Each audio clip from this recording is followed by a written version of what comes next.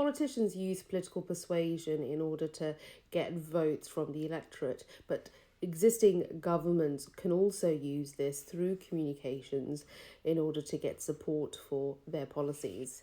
Now, depending upon how successful you are, you can even win over non-supporters. We can use political persuasion as a brilliant example to understand how unlikely support can be gained using communications, but also digital content.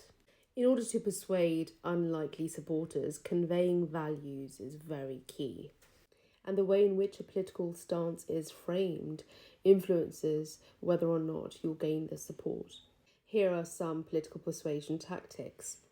You can influence the public perception of a candidate by moulding a candidate's image.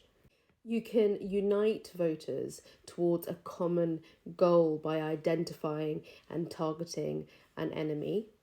You can build trust through the help of third-party support. And so you could gather endorsements, have third parties, perhaps other governments, endorse you and say that they support you unilaterally. On a consumer level, let's say you were selling something, then you could have brands that are much more established that have a synergy with your values to endorse you also.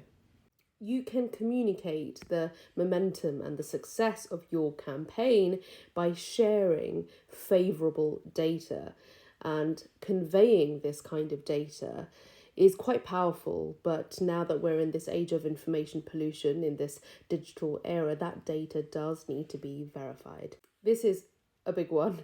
Use social and peer pressure to augment your supporter base. So you can use peer-to-peer persuasion. Now, this is done brilliantly with social media, and so it doesn't really matter how big of a platform you have.